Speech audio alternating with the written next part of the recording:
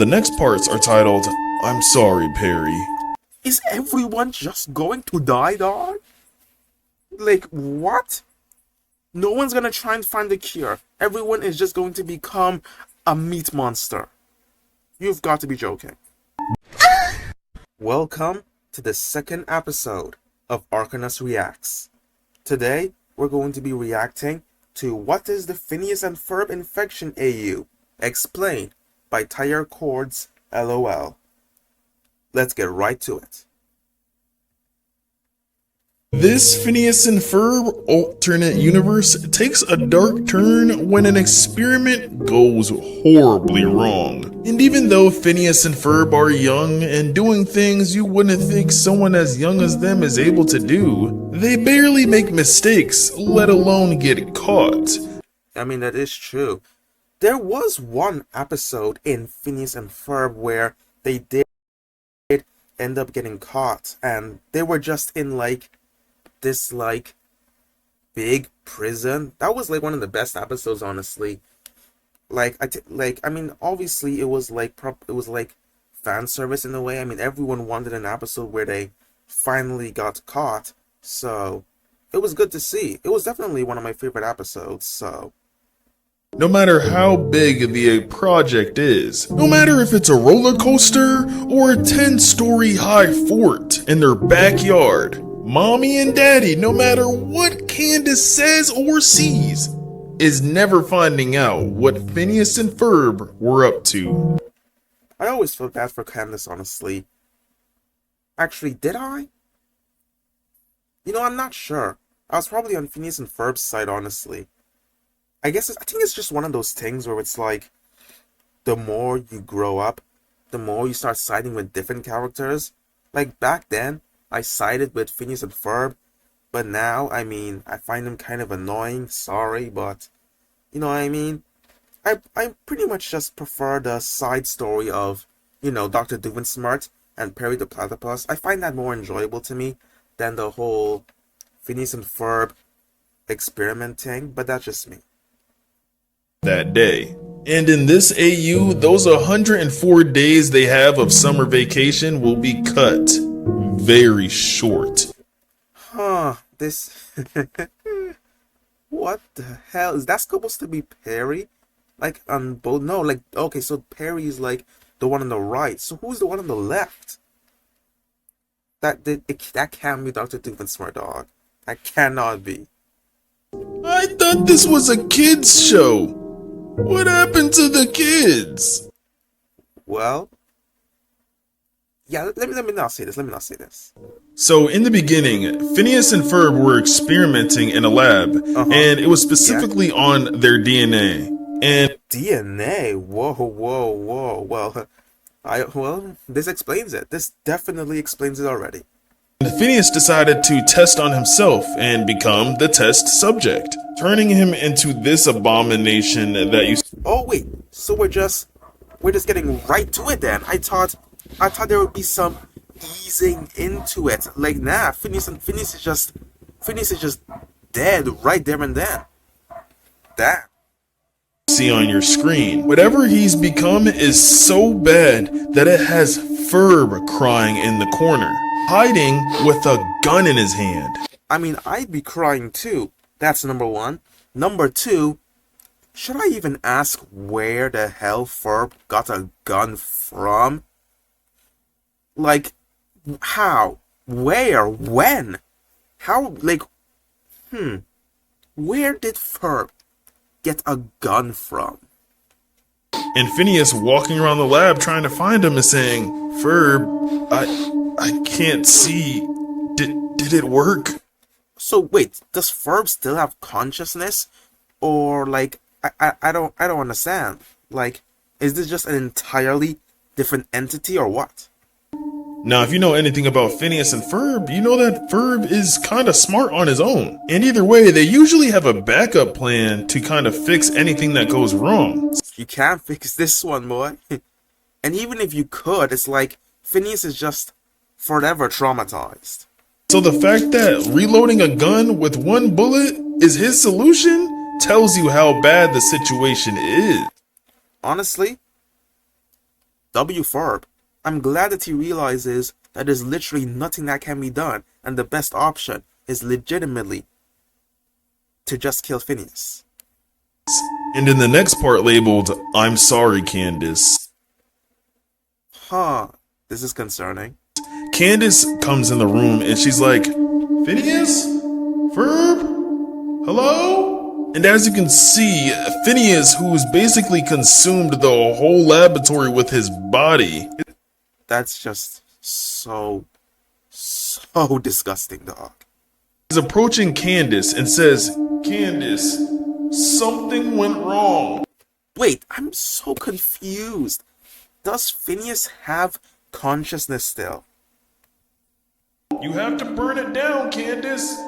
Burn it all down. One thing I want to point out is that his eye is missing. And if we Damn. go back, it was there before, which lets us know that Phineas used that bullet on him. Wow. Wait, I don't know, man. That was a cheap shot. I mean, wait, were there not better areas that Ferb could have shot Phineas at? Alright. And it kinda makes you wonder, did Ferb mean to use that bullet on himself? Or to put Phineas out of his misery? This is just getting Either way, depressing, rest in peace to Ferb. Now, rest in peace to Ferb, rest in peace to Phineas too. Phineas is as good as dead as well. on the next part titled, I'm sorry, Mom, Candace is running to the house with a gasoline jug in her hand screaming, ah! And that's when her mom shows up saying, Candace, I'm home. And it looks like she called her mom to come home early from work or something because she's like, Wait, oh my god, this is so funny. Imagine if, even in this scenario, the mom and dad genuinely just do not believe Candace. That would be so hilarious. well, now look, Mom, look. And her mom's like, what am I supposed to see, Candace? And there's nothing wrong. Everything seems normal. What? Whoa, whoa. Whoa, whoa, whoa. Nah. This is, Where is this going? No. And somehow Phineas and Ferb are sitting there at the tree saying, hi, Mom. And Candace is like, but. And we all know. Okay, wait. I'm calling it now. Okay, all of this is happening in Candace's head. Candace was probably the actual person that was experimented on. That's my prediction, because this ain't make no sense to me right now. At all. Well, this almost happens all the time in the show. Candace gets close to snitching, and it almost works, but then out of nowhere, Phineas and Ferb fix everything before anyone gets caught. But this isn't the regular show, and Candace is still sitting there like, but...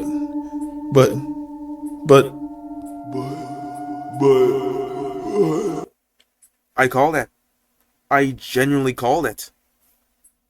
I legitimately called it. I don't care. I know a lot of you are probably gonna think, nah, he watched this before. Nah, I did not. I called it. I called it.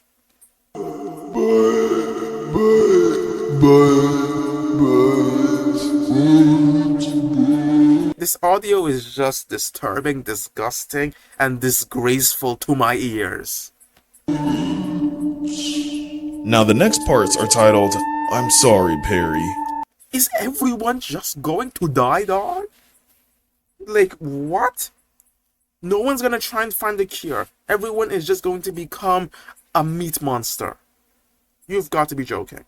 But before we move on, I want you to keep in mind that Candace is in some imaginary state morphed into this tree, where she constantly keeps almost catching her brothers doing things like she does in this show. That's why she keeps saying but.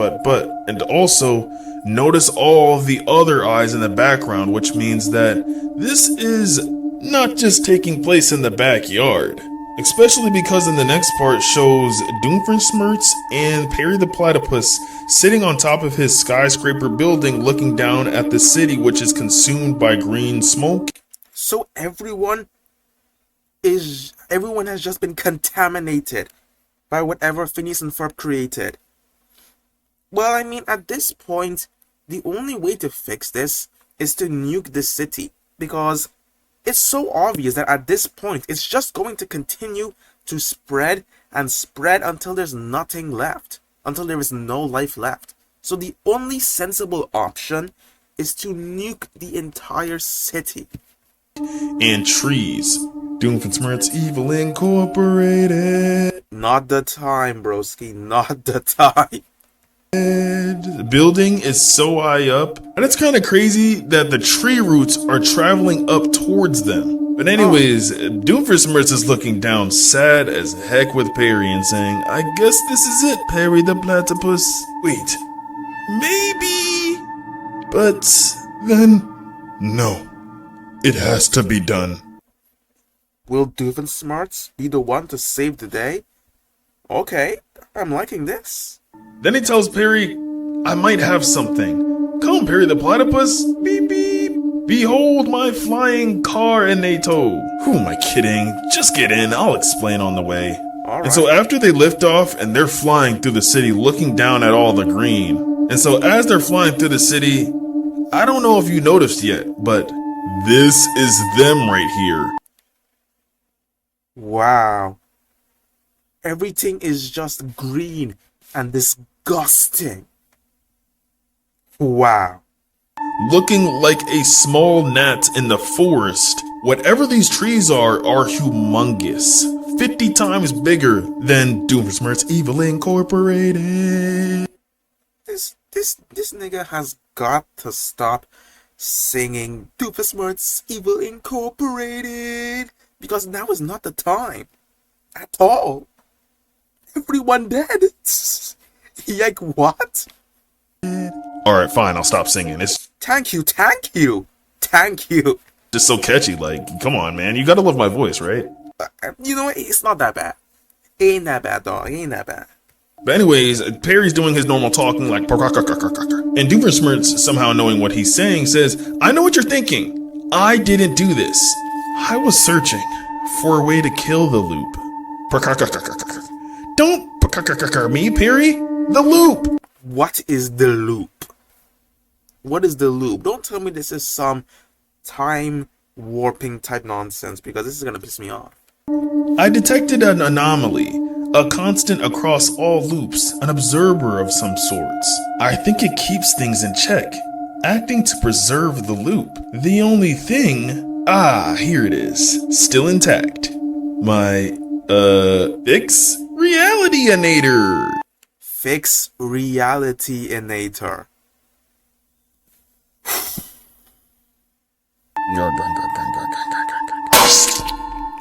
I'm sorry, Perry. So basically, Doomsmarts was talking about how he knows that someone is controlling all of this, and he also made a solution to all of this, but then knocked out Perry for some reason. Huh. I assume Doomsmarts is going to run some tests on Perry to see... Wait, I can't predict what's going on here. And here's why. So when Perry finally wakes back up, he's tied up, and Doomsmarts is like, I think I owe you an explanation. My plan was to copy you, freeze you, and reintroduce you to the cycle where you always would escape, like you always do. What? Instead, your clone stared at me. When two shifted cycles collide, they cancel out, Perry. Destructive interference. I don't know what went wrong. Maybe cloning you messed up this timeline. Maybe this is the punishment for trying to escape my existence. Wait. I'm so confused here.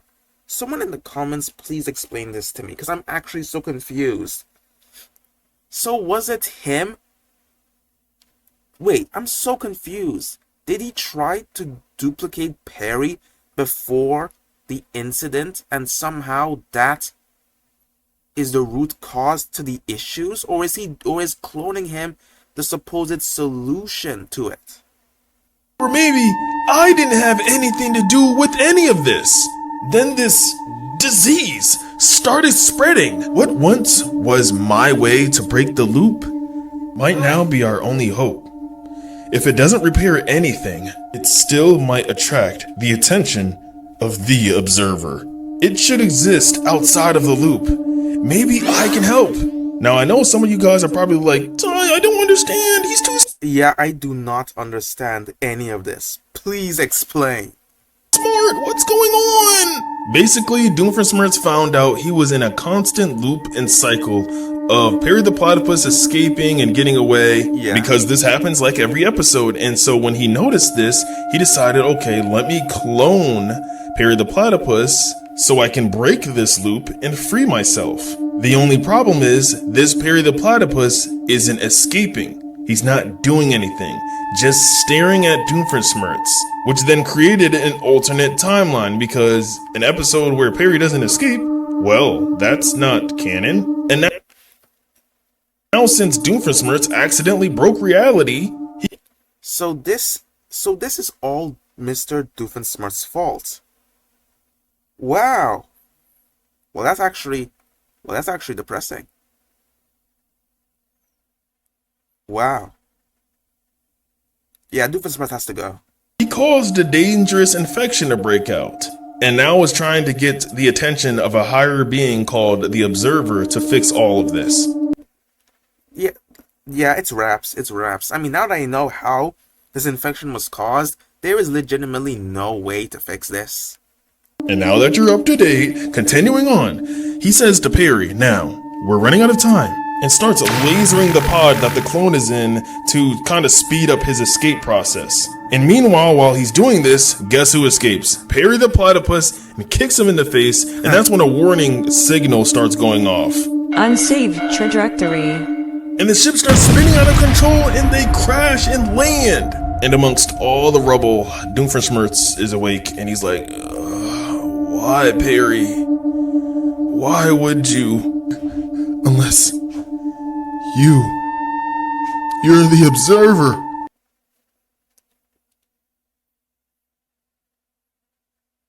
What? And then there's a flashback that takes place 2 days earlier, where Phineas and Ferb are in the lab, and he says, just one more ingredient, Ferb. And then they grab the DNA using Perry's hair, which, if I had to guess, they probably were most likely trying to turn Phineas into Perry. And once Ferb hit that switch, everything went wrong. I don't want you missing out on the next part if there's any more left of this. So make sure to hit that bell and subscribe to this YouTube channel. I spend a lot of time on these. So, okay, so that's pretty much it. Wow. So this is technically Perry's fault then. What a surprise, what a surprise. Okay, I like this one. I give this an 8 out of 10. Because, in case if you're new here, you know, we rate these infection AUs. So I rate this an 8 out of 10. It's pretty interesting. So, alright, I guess that's it for this video. And I'll catch you in the next one. Bye-bye.